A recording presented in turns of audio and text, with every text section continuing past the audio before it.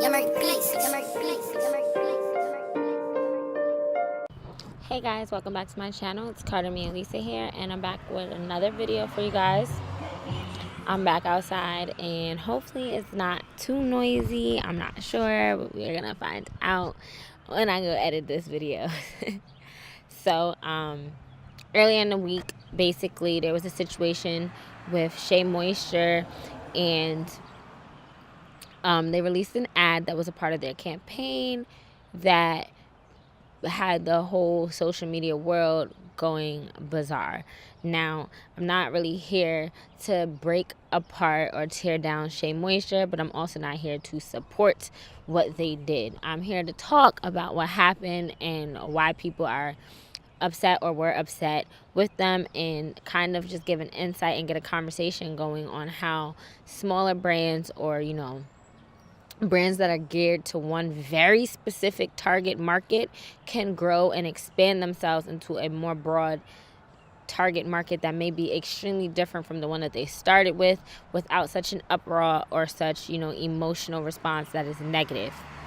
Now, from what I saw, the biggest problem was that Shea Moisture they released this ad that's a part of a campaign talking about no more hair hate or hair shaming or anything negative towards all textures of hair. Cool, fine, dandy. But in the midst of doing that, they only represented, or it felt as if they only were representing one type of hair texture, which is completely different than the one that they began catering to. Now, people were trying to say, oh, this is not a race thing. Stop trying to make it a race thing. Everything's not a race thing. But it is a race thing, but it's not a race thing for the reasons a lot of people try to make it seem like. So here's how it's a race thing. Different races, different ethnicities, different skin tones, cultures, and whatnot have different types of hair. And usually one type of hair, or a general type of hair, goes to one race and another one goes to another. So Caucasian people typically have straighter, more fine hair, and African American and mixed ethnicities tend to have curly, kinky hair textures. Because of that, they would need to use very different products, because straight hair is going to act differently than curly hair. I, for one, can say when my hair is straight, it gets oily a lot faster and needs a lot less moisture for me to be able to maintain my hair while it's straight. And when it's curly, it needs a lot more moisture and oil and whatnot to keep it looking healthy and flourishing while it's in a curly state. That's the difference. So for Shea Moisture, who were originally marketing themselves to the African American mixed community with very different hair texture, curly, kinky hair that needs more moisture and sheen, changing their ad to kind of cater to Caucasian market or community is problematic. It's not problematic because people don't want to share, this great brand. It's problematic because you release this ad and you're representing one type of person that's very different than the type of person you began with. And then on top of that, you're not being very clear, you're not being specific, you're not being honest, you're not being open, you're just kind of doing things. Now, it's to my understanding that there are people in the campaign that are, a darker skin tone, a kinkier texture, a curlier texture, that have participated in this campaign. They just weren't featured in that first ad. And the problem with that is that first ads of a campaign are like first impressions. When you release that first ad, this is what people are looking to decide if they want to support what you're doing. So if they don't like the first ad, the campaign is useless. It's worthless. It's not really going to change that many minds. People have already decided they don't like your company, your brand, or whatever you're doing. That's the problem. What they should have done is they should have had an equal representation of all different types of ethnicities and hair textures and cultures in that first ad, just like they plan on doing in the entire campaign. On their editing behalf, it was very poor, and it just wasn't a good idea. And that's where people are getting frustrated. You know what I'm saying? So I say all that to say, when you're a brand, it's only human, it's common, it's natural, it's normal, and it's understandable for you to want to expand and create a legacy that you can live off of for a long time, or that your kids can go to and live off of, when they're growing up, when you get old, so that they're not dependent on you, but rather on your family's company. That's cool and that's fine and that's dandy. But the problem lies when you're not honest, you're not open to the people that, were with you from day one. Here's a way that they could have went about it that might have been better. Day in and day out, companies are asking for email addresses, your regular address, your phone number, your cell phone number, multiple ways to contact you. They send you these campaigns, these ads, these whatever you want to call it, to your email. They call you, they text you, they do all these things letting you know they have a new product coming out. They let you know if they have, a new cover for the bottle that you normally buy, so that you know that it's not something different, that it's the same thing. Why couldn't they send out an email, a tweet, or something letting people know, hey guys, you know what, we want to expand our company, so we're going to be introducing a couple of new products that are for a different type of texture than yours. We're not going to stop selling your product, but we're just going to add a few more products and welcome a few more people into our circle. We wouldn't be able to do this without you. Thank you so much for all your love and support. That would have been phenomenal, because then people would have been expecting it, and the ad would have taken less people by surprise. They would have been more understanding and more open to the transition. Another thing, within the ad, they could have said, no, we have no intention on changing our ingredients on our previously existing products, but we are going to be introducing some new products for other hair textures, so everybody can have a chance to flourish in their natural hair. That would have been great too, but they didn't do anything like that. Another thing is, these companies, they hire on these marketing teams to market their companies for them, and they don't pay attention to who the marketing team is. If I, as an African American woman, want to be selling a product to a 16-year-old boy, I'm 23. It's very little that I probably know about 16-year-olds now, let alone a boy. I'm a female. Why would I go to, my little cousin that's a female versus my little cousin that's a male, asking him what does he find interesting? Or, I noticed that it seems like boys your age need this product, need something to help them do X, Y, and Z. Do you think this would be helpful, or would this appeal to you if you saw this on TV? Why would I go to my female cousin that's 16 versus my male cousin that's 16? Or, my little sister that's 20 versus, someone else that's closer to the age or the group that I'm looking for. A lot of times these marketing teams, they're one type of person. They're all male or all female. They're all 40 or all 20. No, have a variety. You know what I mean? Have a variety, expand yourself. You have to be open to that. A lot of these companies are having these issues where they have these extremely controversial ads, and they're not understanding why, and they have people turning their backs on the brand, and they don't get it. Why is your marketing room so isolated? Why is it so segregated? It's not interracial at all, but you're trying to reach interracial parties. That doesn't make any sense, and it needs to be changed, and it needs to be stopped, and I genuinely believe that Shea Moisture honestly made a mistake. They need the African American and mixed community, because if their products fail the straight hair community, this is what they have to fall back on. I doubt that they will want to lose that market, but they just didn't do a great job integrating it. Being all inclusive doesn't mean include those who are new and exclude those who once were a part of you. All inclusive means, hey guys, we got this awesome thing happening for us. That's great and that's wonderful, and I still want it to be great for you. But over here, they look like they need some help too. So what I'm going to do is I'm going to find out how I can help them. I'm going to create that thing that they need, and I'm going to bring them on over to our table. If I have a dinner party every month, that's me and my girls, and I notice that, the guys feel left out, I'm not going to just be like, all right, this month I'm not going to have my girls come to dinner. I'm going to have all the guys come to dinner so that they don't feel left out and then leave my girls out. No, I'm going to say, hey, girls, we have dinner every month. It's great. It's fun or whatnot, but the guys feel kind of left out. I'm going to go ahead and invite them. We're still going to have all the things that we love, all the foods that we love, all the movies that we love, but I'm also going to add a couple of films that they like, a couple of meals that they like. So everybody is happy. Everybody is equally represented at the party. Not one being catered to more than the other or less than the other. And that's what it's all about. These brands have a hard time understanding balance and equality.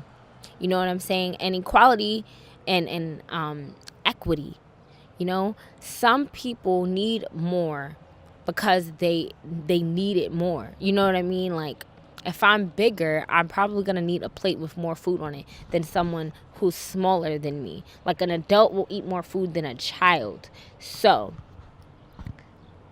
the natural hair, although it's booming right now, this community, it's not as big as, the perm companies and the straight hair and all those things. They have endless products. All products are for them for the most part. So sometimes we do need a little bit more in our community. Sometimes we do.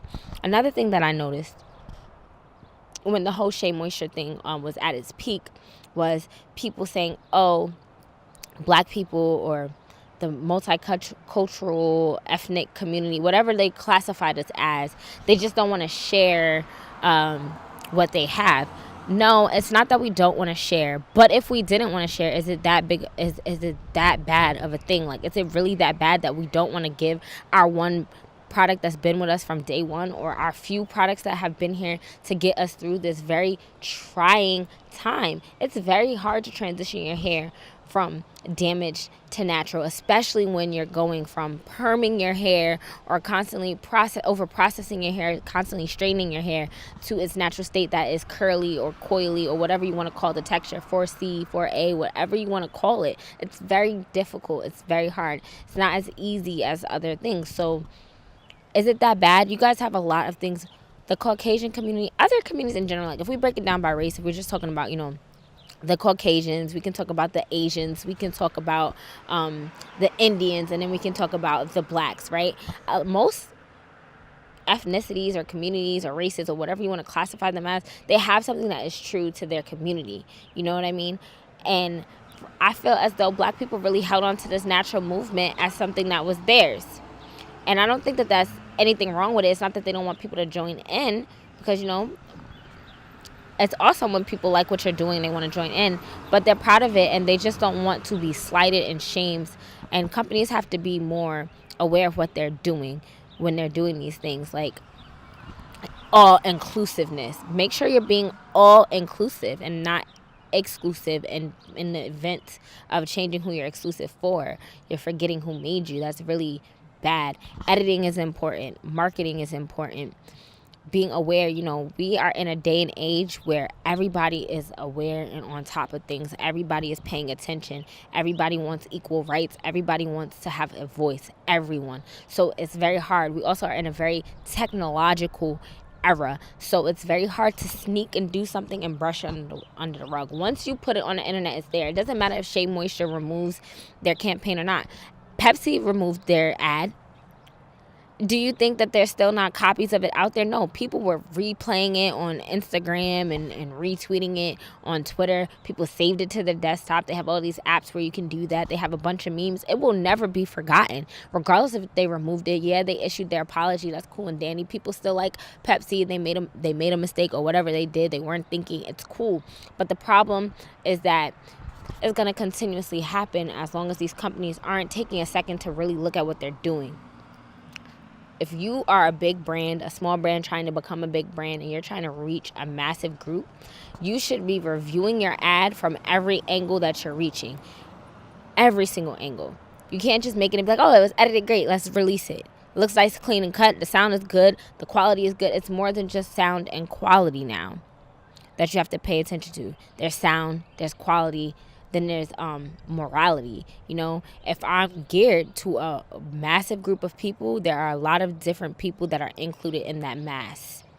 So I should be having as many people within that mass viewing it and letting them know if they feel a type of way. I can guarantee you, if Shea Moisture showed that first ad to someone that was black or considered ethnic hair group or whatever you want to call them, and they saw it, they would have been like, why is there only one black person in this ad? And then they would have been like, oh, but there's more people in the campaign. Yes, but this is the first ad of the campaign. That's kind of weird, especially when you're normally, until this ad, you were mostly marketing yourself to black people. Not to mention the black person that they use is a light-skinned, curly-haired girl. Now, don't get me wrong. I'm, rather light-skinned, curly-haired girl. But another problem that we find in these marketing schemes is that they always want to brush black people under the rug. So they get the closest thing to them that they can find. The lightest skin tone girl. The curliest hair girl. They want to act like kinky coily is not acceptable. I personally think the thick kinky, coily hair texture is so beautiful, and I really oftentimes wish that my hair was more like that, to be honest. Dark skin is beautiful, so why couldn't the one black girl be dark skin with kinky, coily hair? It makes people wonder, like, was this really an accident, or were you trying, is this being gentrified like everything else that we have, and brands don't really understand that, and I'm not really sure why they don't understand it. And I'm just confused by it, and I'm confused by why it keeps happening.